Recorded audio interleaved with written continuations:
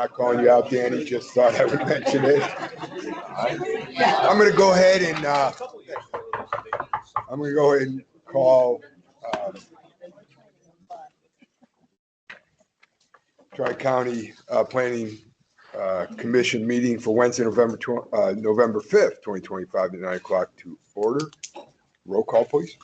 Amanda Beatles. Here. Rita Ali. Patrick Urick. Here. Rick Powers. Terry Cagle. John Hall. Here. Carl Figg. Matt Wigginton. Here. Mary Burris. Lilia Stevens. Here. James Dillon. Here. Leon Ricca. Nate Parrott. Autumn Jones. Here. Chuck Nagel. Here. Camille Coates. Here. Danny Phelan. Here. Russ Crawford. Greg Minold. Here. Don Knox. Karen Dvorsky. Here. Okay, we have a quorum, so we are in session. Any public comments for the board today? Seeing none, we'll move on. I need a motion to approve the meeting minutes of October 1st, 2025. Greg, and a second. John, any corrections, additions? Seeing none, all in favor, say aye. Aye. All the same sign. Those are approved. Chairman's report, I have none. Executive Director's report. Okay, just a few things to bring to your attention. Staff continues to look for funding opportunities to add to the staff's workload. The counties were both Tazewell and Woodford or Peoria County were awarded CJA funds through the state.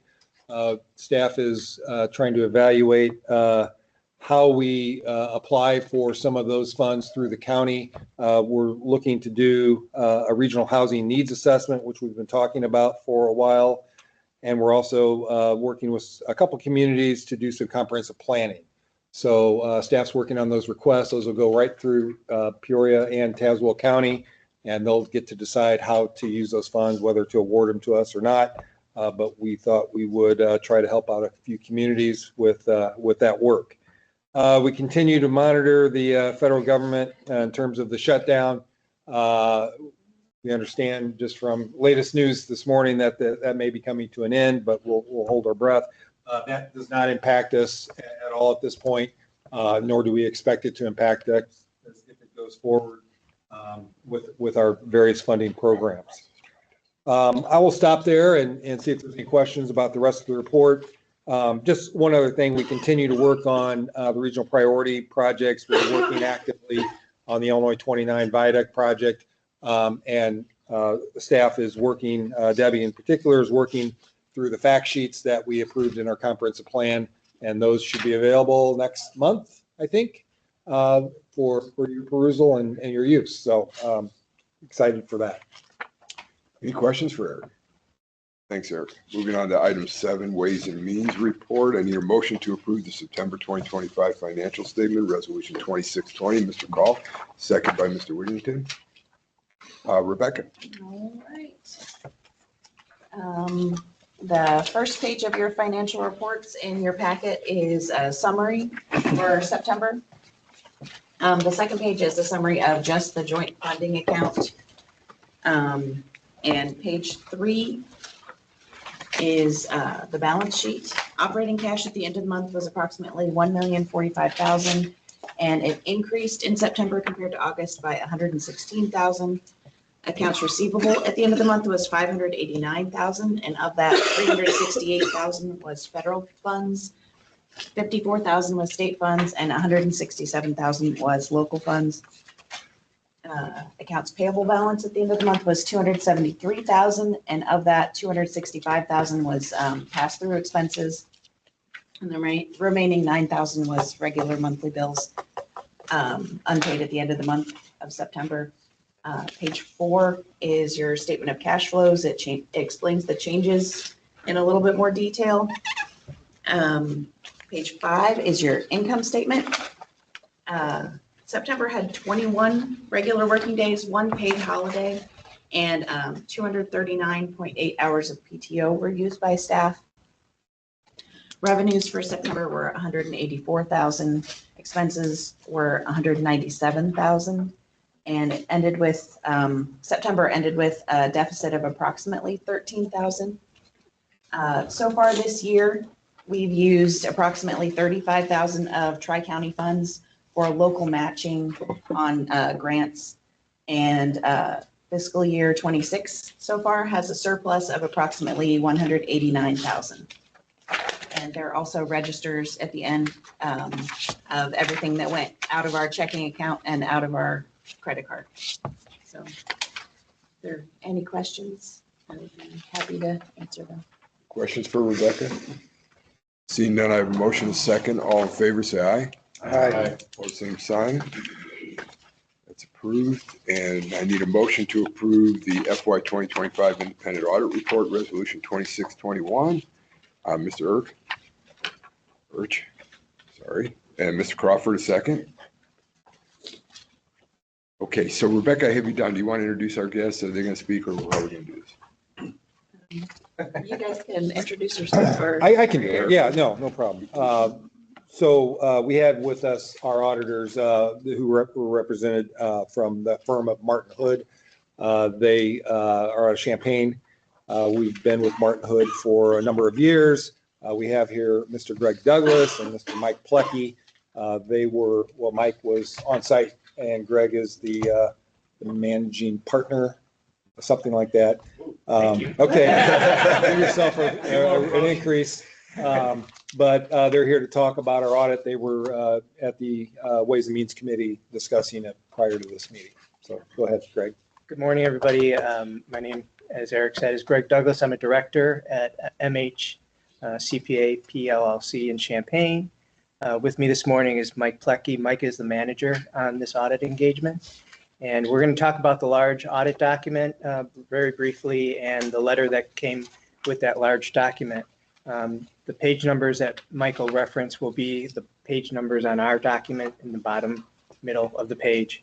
So I'll turn it over to Mike and he'll get going on the large document. Okay, thanks, Greg. Yep, we went through a little bit more detailed discussion this morning with Ways and Means, so we're just kind of going to do a quick overview here. So I'm going to start on page 39 of the document. That the first page looks like this, because page 39 gives a real good summary of everything. So while you guys are getting there, so overall we issue 3 reports throughout this entire document.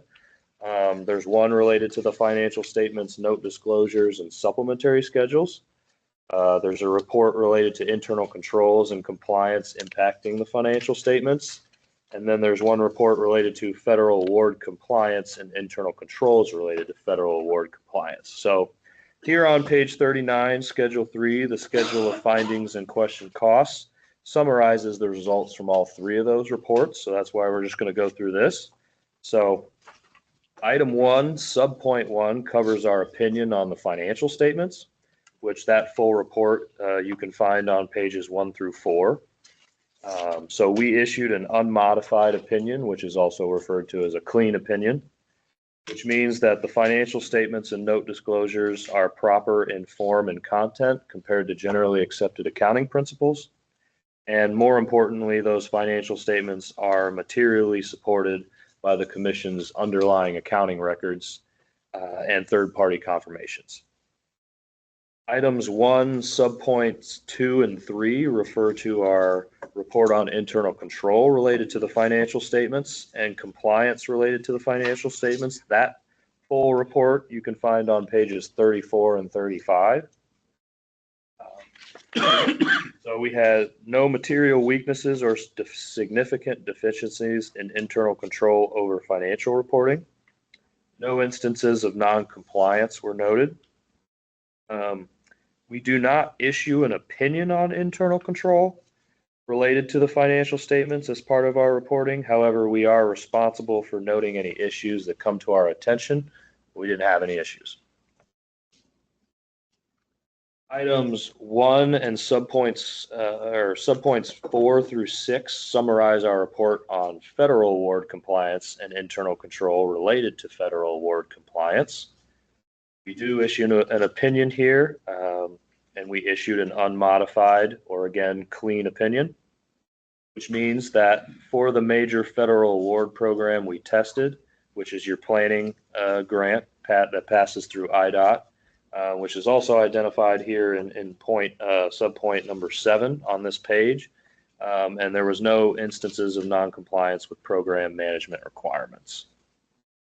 No internal control deficiencies related to federal award compliance were noted. We don't issue an opinion there on internal control related to the federal award compliance.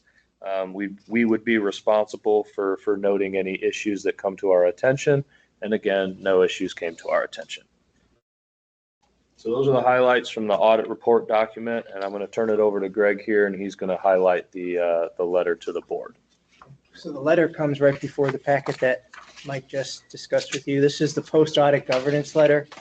And this letter communicates to the board how the audit went operationally and a couple other key points about the financial statements. The overall themes of the various sections of this letter are: we had no problems dealing with management.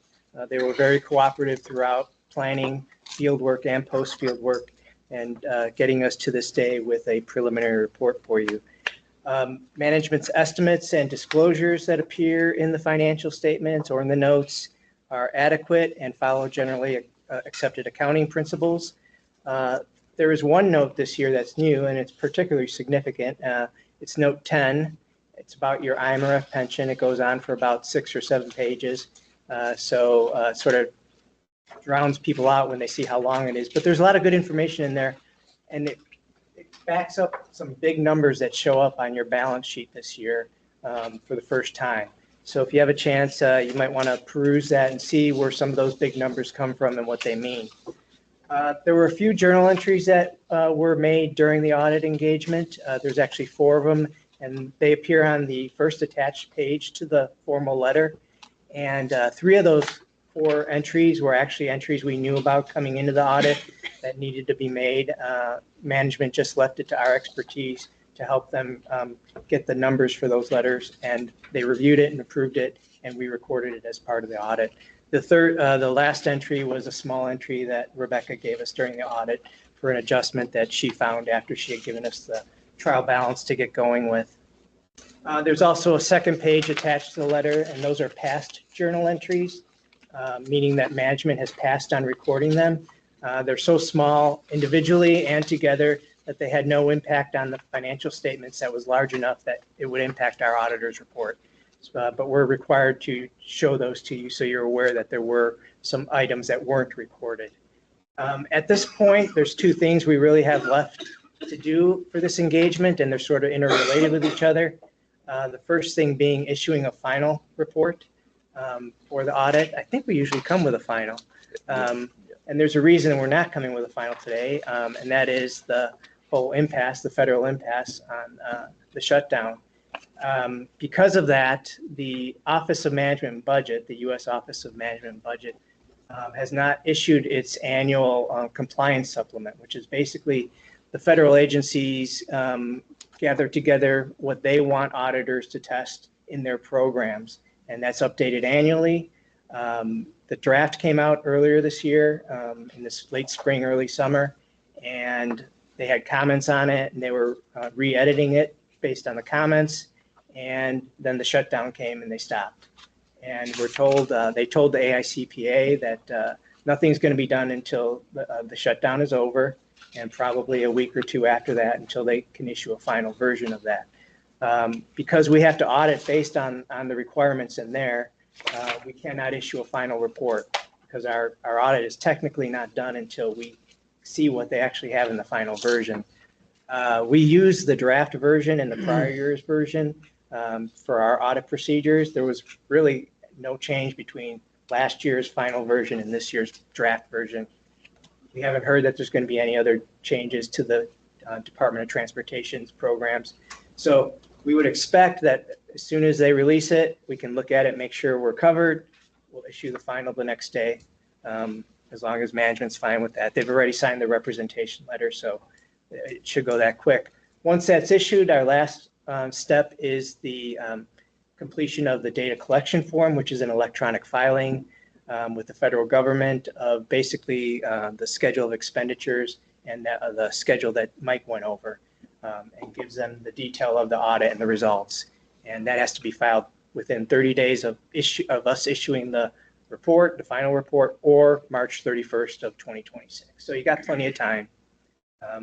As Eric alluded to earlier, I heard this morning that there's sort of a handshake deal. So hopefully this will get done by Thanksgiving, and we'll be through everything like we usually are by Thanksgiving. So with that, I'd like to thank Eric and Ray and Rebecca and Lori for all their help through the audit, planning and field work and post-field work and getting us to this day. We'd be glad to answer any questions you might have. John, you have anything you want to add? No. Okay, is there any questions from the board at this time? So one Yes, question. ma'am. So on page 28 of your report, you mentioned that there's some new governmental accounting standards coming into effect Mhm. for fiscal year 2026. You guys opted not to adopt those this time around. Looking for the future, do you know what ramifications we may have in adopting those changes and those new standards? Would that impact this report at all? It will impact what you see as Exhibit B in your financial statements slightly, not significantly, and probably won't even be noticeable. There's a new subtotal line that'll be added. That's really it. Really, the general type governments, city governments, county governments are going to have a bigger impact with their financial statements. Budget reporting is going to be moved out of the main financial statement package to the required supplementary information. You had the option, now you don't have the option anymore. So, I mean, it's sort of just moving things around a little bit. That's the first one. The second one about capital assets, you're not very capital asset intensive, so that's really not going to impact you very much. The biggest one that was coming down the pipe was the one you adopted this year, GASB 101, which is related to compensated absences. That's the one that's really frustrating a lot of governments this year.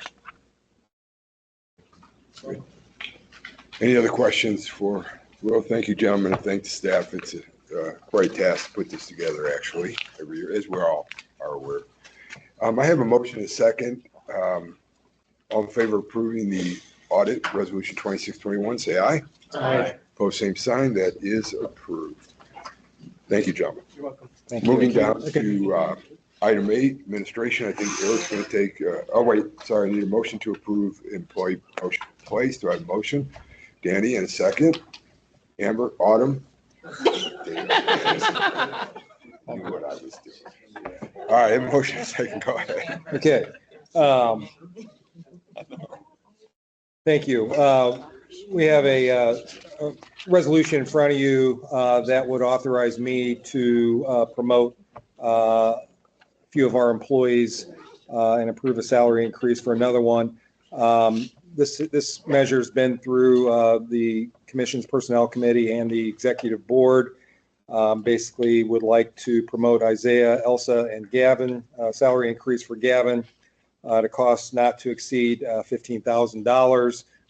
We typically do this in December. We moved it ahead for a variety of reasons. But we wanted to be aggressive in terms of showing our employees that we support them, and we'd like them to be employed here still. So talked a little bit about this with the Personnel Committee, and they didn't have a problem with it. So we bring this for you today. This would have an effect effective November 1st. So going back a couple days. So I wholeheartedly recommend that we approve this. Any questions for Eric? Seeing none, I have a motion and a second. All in favor, say aye. Aye. Opposed, same sign. That is approved. We'll move down to item 9, transportation, and motion to approve the transportation improvement plan amendments, resolution 2622. Patrick, in a second. Danny? This is Michael, I believe. Yes. All right. So we have a number of TIP amendments today. So going through this really fast. The first one here is project S-25-10. This is a safety and traffic signal improvement project at the intersection of War Memorial Drive and Willow Knolls. This amendment is just adding additional federal funding sources, specifically the NHPP for items that were not eligible with the existing HSIP funding. Project S-26-15, Illinois Route 6 pavement rehab project from north of Illinois Route 29 to north of Illinois Route 40, Knoxville Avenue in Peoria. This is a new project being added to the FY26 program. Project S-26-16, Interstate 474 pavement preservation project from the Illinois River to Interstate 74 in Tazewell County. This is a new project being added to the FY26 program. Project S-26-17, US Route 24/Illinois Route 29 pavement preservation project from south of Popular Street to north of Wesley Road in Creve Coeur. This is also a new project being added to the FY26 program. Project S-26-18, Illinois Route 40 Bridge Preservation Project for the structure carrying traffic over Interstate 74 in East Peoria to access the interstate entrance loop ramp to westbound Interstate 74 towards downtown Peoria. This is a new project being added to the FY26 program. Project S-26-19, an Illinois Route 8 pavement rehab project from 0.7 miles east of Taylor Road to Interstate 474. This is a new project being added to the FY26 program. Project S-26-20, an Illinois Route 8 pavement preservation rehab project from Taylor Road to Texas Road. This project is also being added to the new to the FY26 program. Project S-26-21, an Illinois Route 98 pavement rehab project from Illinois Route 29 to 0.2 miles east of Parkway Drive. This is a new project being added to the FY26 program. Project S-26-22, US Business Route 24 pavement and bridge preservation project from US 24 to Illinois Route 8. This is a new project being added to the FY26 program. S-27-04, an Illinois Route 6 pavement rehab project from 0.7 miles north of Harris Pond to War Memorial Drive. This project is being moved from the FY27 program to the FY26 program. Project S-27-06, an Illinois Route 6 pavement rehab project from War Memorial Drive to south of Interstate 74. This project is being moved from the FY27 program to FY26. And then an Illinois Route 116 pavement, Project S-27-10, Illinois Route 116 pavement rehab project from Griswold Street to Kickapoo Creek. This project is being moved from the FY27 program to the FY26 program. All of those amendments are a result of IDOT's recently released MYP. And then last but not least, project 5310-24-01. This is one of our Section 53 grants that we awarded to CityLink for some bus equipment upgrades. This amendment is just adjusting the specific scope on the type of equipment to be better accommodating to CityLink's needs. The original scope was to purchase wheelchair securements, but these ended up being bundled in a large refurbished package. So this funding wasn't needed for that.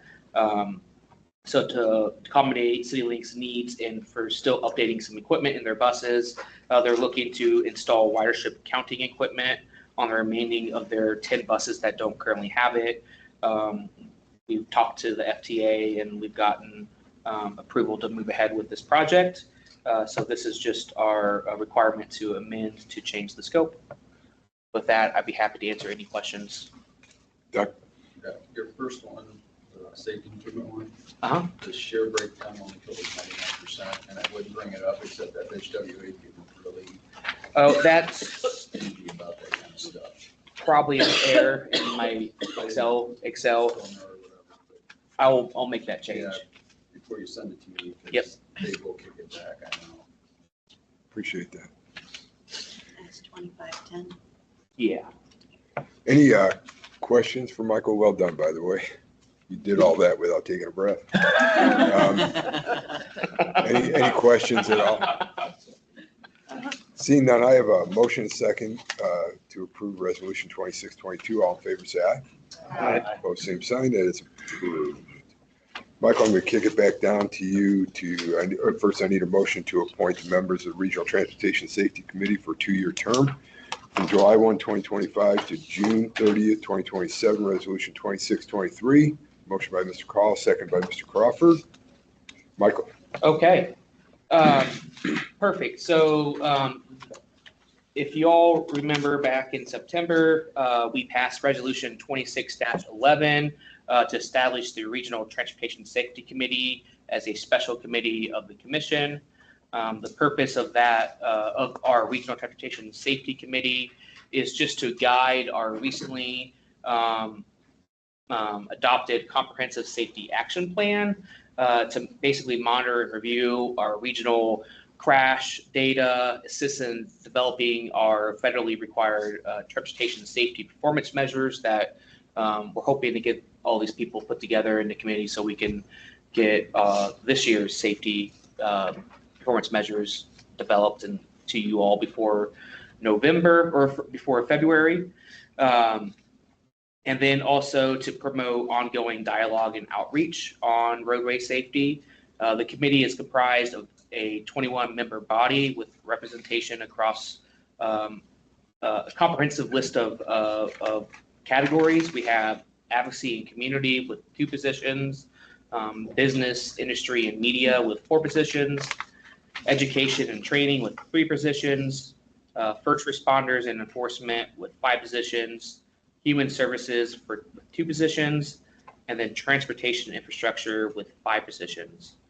Staff have solicited nomination and review of candidates to represent the public, private, and nonprofit sectors within the Tri-County region that demonstrate a commitment to advancing roadway safety.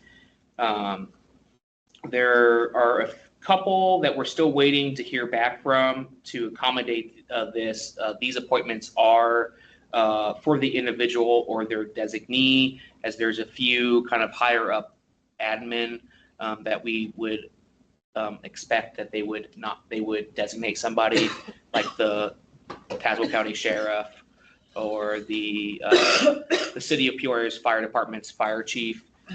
Most likely they would designate a staff person.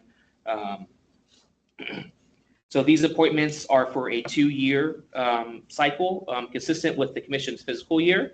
So therefore, these appointments will be backdated to July 1st of this year and then run through June 30th of 2027.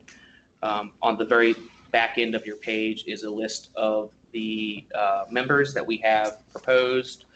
We did get some input from exec board and have made those changes. And we did get a few people that declined our option or our invitation to participate. So we have made some adjustments with that as well. With that, I'd be happy to answer any questions. I have questions. Yes, we worked on this during executive, and now that I review these names, being from Woodford, we literally have one person that looks like being represented on there. Yep. So I know we had quite a few others. I was very comfortable at executive with the weight and representation of all, and now it doesn't look like Woodford's getting that much representation. So I would recommend going back and reviewing some of this. I think it's very Peoria heavy, not saying that Peoria doesn't have more safety needs than us, but want to make sure that Woodford's represented.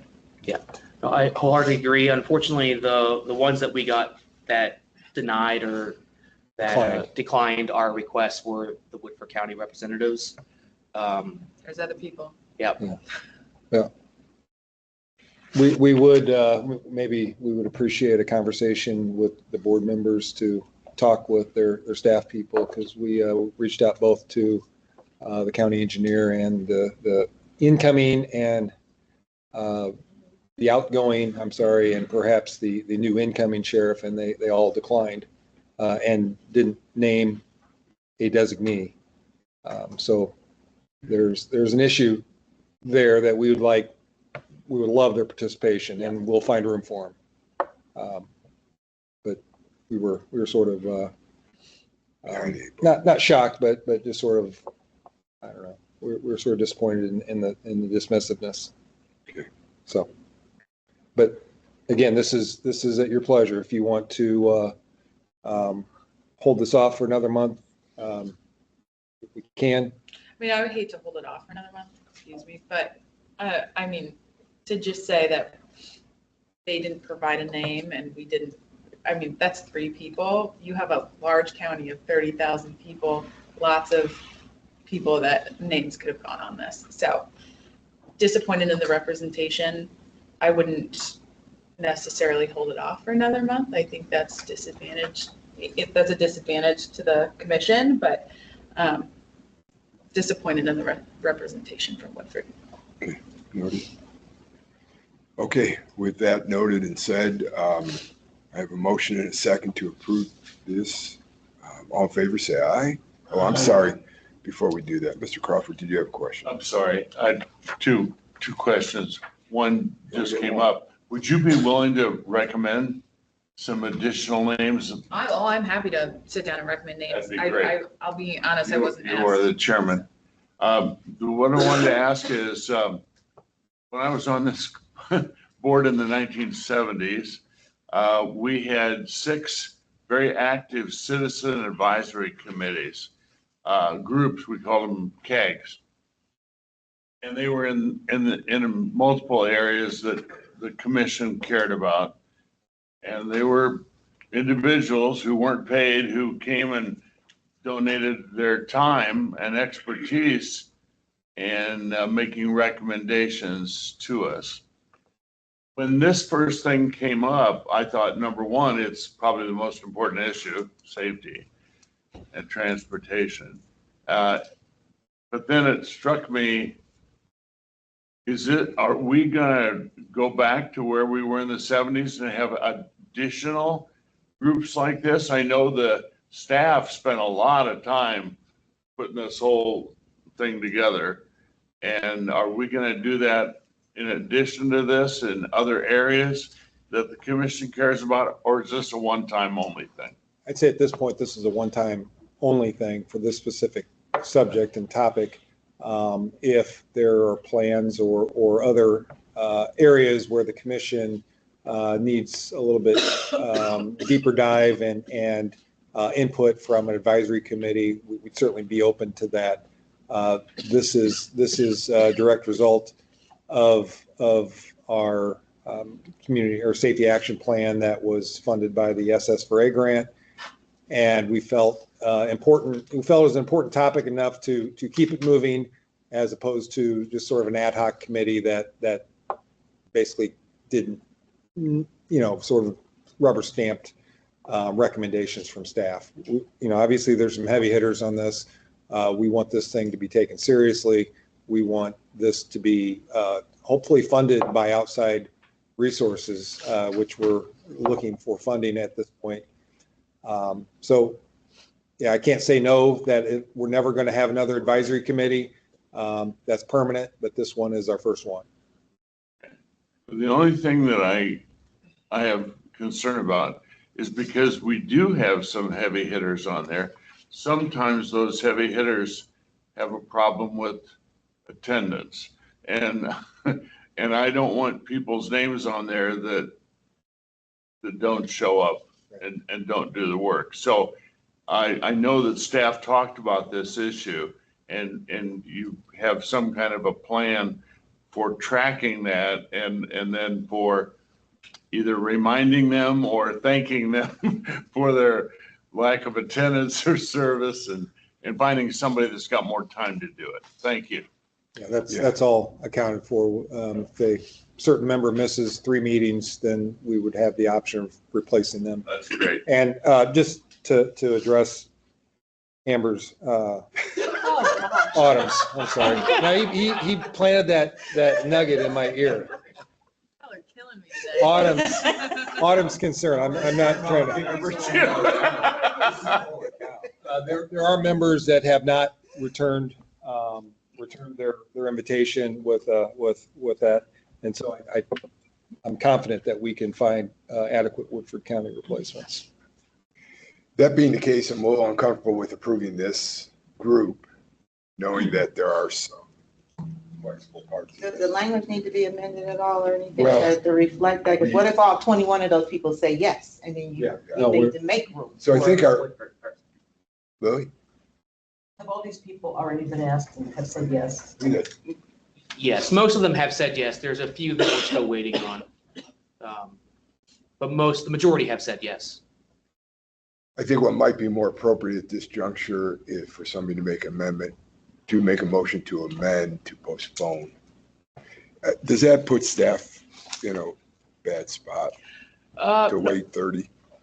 I don't think so. I think the only thing that it's going to impact is staff will probably just go on our own and do the safety performance measures without input from this committee, just so we stay on track with our obligations with the federal government. But other than that, that's not a big deal. Okay. Mr. Chairman. Yes, Just Mr. real quick, I'd have more of a comfort level if I knew every single person on here had acknowledged they'd be willing to serve. Just personally, I think we ought to make a motion to table this. Okay, so you're amending the motion to table this for 30? Yes. Okay, second. Fair enough. Coates or Patrick, either one. Okay, so I have a motion, a second on the table, amended motion, second on the table. All in favor, say aye. Aye. Opposed, same sign. We'll revisit in 30 days. In the meantime, staff will move forward as best they can. Thank you. Eric, do you have anything? No. Okay, No. moving down to updates. Gavin, presentation on staff's current efforts in developing a bus stop accessibility plan.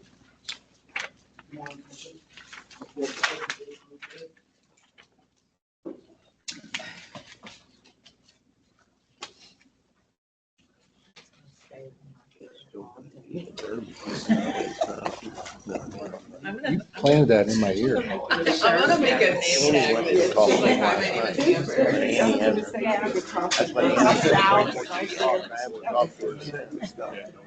It's So funny then that it got to I've you, really Greg the used to name Amber. Yeah. I'm like, I I know it has to. Actually,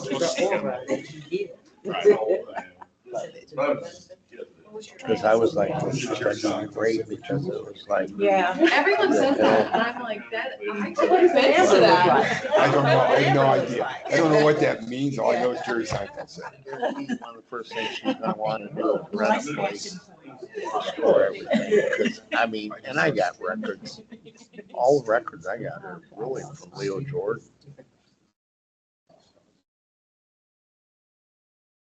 I think there's anybody online. I got like 4 or 5 of them. I think the job just we need to figure out what we'll retain and then see if there's still. 6 years later, we're over it. She's gonna ship when I give them all to her. Now, like, sitting still, I'm like, When I give them all to her, I'm gonna be like, I told my wife, actually, Throw them in the driveway. relieved. Oh, yeah, put them in the driveway behind her car. I just can't deal with her no more. I can't either, man. I honestly, when it came out that she was gonna be president, I thought about this. Yeah. You know what? yeah. I mean, part of it I is wanted like, I Danny Heinz's name came up. He would have. as long as I can I stay know. still No, for you 20 guys would do minutes. that. I suppose that we would revisit the actual. Yeah, well, you were there. Okay, Gavin, go ahead, buddy.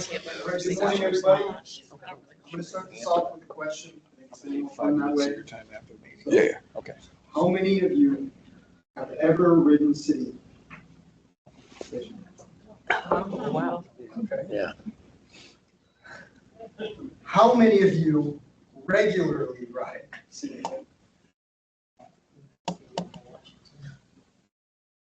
So I don't expect you to tell me why, but I expect you to think about why as I give you this presentation. And that's kind of what this whole plan revolves around, is finding out why people don't ride the bus and how making improvements for people with disabilities can ultimately impact the decision to ride. So basically what this plan aims to do is identify all of the places, all the bus stops that need accessibility enhancements, meaning they're missing a landing pad, a path, or a ramp. Those are the 3 criteria that we look for, although there can be things like obstructions that could immediately disqualify a bus stop, meaning that it's not accessible. So This is all based around the curb cut effect, or the idea that accessibility improvements ultimately improve the quality of life for everyone. So this is who is involved in the plan. The riders, obviously. We have a technical advisory committee consisting of representative jurisdictions of the city service area, CityLink, obviously, and ourselves. So this is how the plan is going to work. On the camera, we are working with the technical advisory committee to select criteria to determine which bus stops should be prioritized. So that's going to consist of ridership, the level of congestion, it could be just traffic volume by itself, the level of service it provides, like the number of amenities like benches, shelters, lighting, trash cans, those kinds of things. We're going to rank those criteria and then weight them so that one doesn't influence the other. And this step has already been completed by myself, Isaiah, Adam, and our former GIS specialist, Logan. We identified that 95, I think I say this on another slide, but 95 of the 887 bus stops, the unique stops in the CityLink service area, are ADA accessible based on those three characteristics: landing pad, route, or path, and ramp. So 95 of 887, which means about 11%. Okay, so then we will apply those criteria to all the different stops, and we should arrive at 10 final stops that we want to prioritize. We'll have the full list, but the 10 will be part of the plan. So it's just those easy 10 that you can knock out, and it gives anybody who's interested in this plan and wants to be a part of it an idea of what they can knock out first. So as I said before, 887 unique stops, but because there are stops that are shared by multiple routes, it's actually much larger. It's more like 1,200. So we collected stop ID, route number, intersection, path, ramp, landing pad, and a whole lot more information. It took a long time, and it was fun. We got to see the entire Peoria area, Sunnyland, terminus there, Pekin. So we know all the routes. But just to give you an idea of where the kind of hotspots are, here in the south end, we've got the John Gwynn route, the south West Peoria route, University. So not a whole lot, as you can see, not a whole lot of ADA there. Obviously need a lot of infrastructure improvements down there. But the clusters you'll see from the East Peoria route, we'll talk about it more, are in downtown, very obvious, as the highest level infrastructure, and it just received all those infrastructure improvements. So we got two on the East Peoria route. Downtown, as I said before, clustered, and then Pekin has a total of 7. Okay. So I'll skip that and talk a little bit more about what you wouldn't imagine would be in the plan. So you might think this is all about just the stops, but we're actually going to be talking about the transit center. We're going to be talking about fares, how we pay for the bus, and signage. So just on the topic of fares, really quick, we want to be able to pay for the bus, not just by cash, and not just by buying a ticket or a day pass, but by being able to tap your phone, or by being able to load a card. And this is something that other transit agencies around the state have the ability to do. So there's no reason that Peoria shouldn't be on that same page. What we have now is more akin to, and no shame to them, because they're in an HSTP region, but we have something akin to what Galesburg has. So they have just flag stops with just the bus stop sign, and you're not able to pay in any other way, just cash or the month pass, or something like that. So this is just some mock-ups of wayfinding signage of what is possible. These aren't final designs or anything. But this is our current CityLink bus stop signs, which I'm sure most everyone here is familiar with. And then the change represented over here is showing the route number, the route name, the direction that it's going, the intervals of service, the different transfers that you could achieve through that stop. So there's a lot of different improvements that can be made, and we just have to put that out there and envision it, because there's a lot of federal funding for this type of thing, we just have to go for it. Okay. Why is this necessary? I think for a lot of public officials, they see ADA accessibility as an albatross around that. And part of that is because it's an unfunded mandate. You don't get any money from the federal government to make those improvements unless you go, kind of seek it out. It's not like, this has to be ADA, here's the money to do it. So what this does is it prioritizes stops and gives public officials a roadmap. It gives the transit agency a roadmap. It gives us a roadmap to what we should prioritize and move forward with. So, fairly obvious what the intended outcome is, but I'll read it out. Enhanced accessibility conditions and amenities, increases in ridership where improvements have been made, which has been shown to be the case every time it's been done. There are general ridership improvements in those areas where ADA improvements have been made.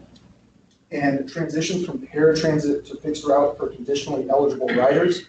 What that means is that one of the main target audiences of this plan are those people who could ride a fixed route, meaning the different routes rather than paratransit, but they're not able to because of some infrastructure flaw, whether that be a lack of a landing pad. It's just grass and a bench. And they would be able to ride the fixed route transit system if not for that lack of infrastructure. And paratransit is far more costly, and we have to provide it. So if we can provide those conditionally eligible riders with proper fixed route service, then we can mitigate some of that funding. So ultimately, I want the transit system here to be seen as a preferable alternative rather than a last resort. And hopefully you've had the time to think about why you don't ride the bus, and maybe we can start this in this type of thing. Right here is an example of what makes a stop not ADA. So this obstruction here, ultimately it has a ramp, which is not a great ramp in itself, but that obstruction right there would disqualify it. And then this stop sign, not a huge problem in terms of ADA, but if you notice, it's parallel to the roadway instead of perpendicular, so cars aren't able to see that it's a stop as they pass, which means they're not going to be aware that there are maybe clusters of people waiting for the bus, which could harm the safety here. And then this is a Sunnyland bus stop on the far right that has been overgrown. This is a fairly new one by the Holt Center, and this is what a proper ADA stop should look like. It has this landing pad area with a route going directly to the trip generator, or it would have a ramp allowing the rider to go somewhere else. So the shelter, of course, is not required, but it's another thing that we want to be aware of. Where are those places that have the high ridership? Where are the stops that need it the most? And that's what we're trying. This is one we've dubbed the most dangerous stop in Peoria. Would anyone try to guess where the stop is here?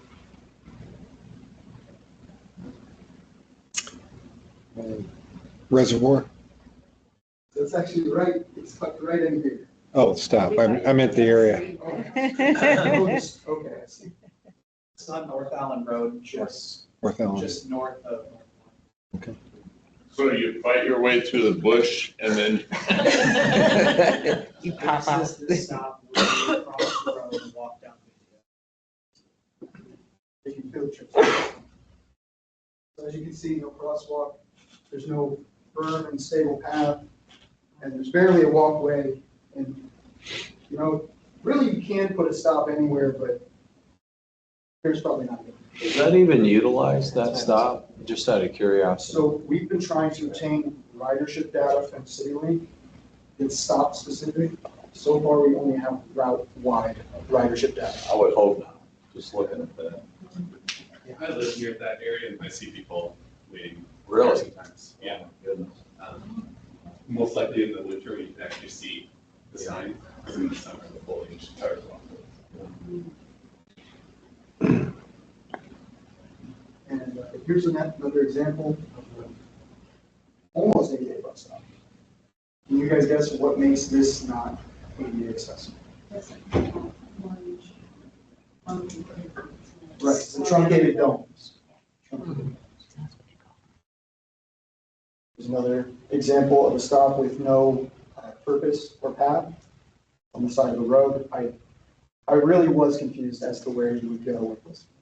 The other one, you can make the argument that they would cross the road, go to the apartments, which is scary in itself. But this one, I have no idea. Just some other things that we caught in the field.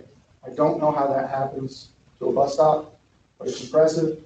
And then for the second one, we want to try to improve the level of alerts that are provided to passengers, because there were so many times we noticed there was just a posted sign where a bus stop should have been, and it just wasn't enough. So that's it. Thank you. Thank you. Does anybody have any questions for Gavin? Thanks, Gavin. Appreciate it. All the staff that worked on that. We're gonna move down to item B, IDOT. Doug, Karen, anything? Nothing. And I don't think there's anybody here from federal, online or otherwise. Next meeting is scheduled for December 3rd, 2025 at 9 a.m. I need a motion to adjourn. Mr. Dillon, and a second. One item, just one other item. I just want to bring this to we were just talking about transit, the state transit bill that was just passed in the veto session does a couple of things that are kind of good for downstate and really not good for downstate. First, they are sweeping $200 million out of the road fund and the state construction fund. 90% is going to go to upstate. It's not going to come to downstate. So it's going to shift to 90-10 instead of the 55-45 split that it used to be. They're also sweeping the sales tax that's paid on motor fuel tax. 85% is going to go up north and only 15% is going to stay down here. So if you think about that, 85% of the sales tax you pay on gas is going to go upstate for transit. So the good news is that means, at least for downstate, an increase of $129 million for transit in terms of what's coming into the system. The bad news and that includes passenger rail. So there is a potential opportunity to help fund some of the passenger rail initiatives that we're looking at. The bad news is it's about a $478 million loss to road work downstate. So, and that's not, fortunately, that's not all of our money that comes to us through the motor fuel tax distributions, but this is money that goes to fund the state programs. Sorry, Karen, as we look at that. So I think they're talking about a trailer bill in the spring to help ameliorate some of this in downstate, but it's not good.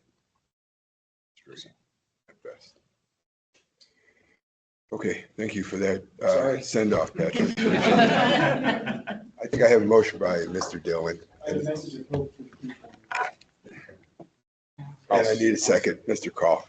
All in favor to adjourn? Yeah. We are adjourned. Done.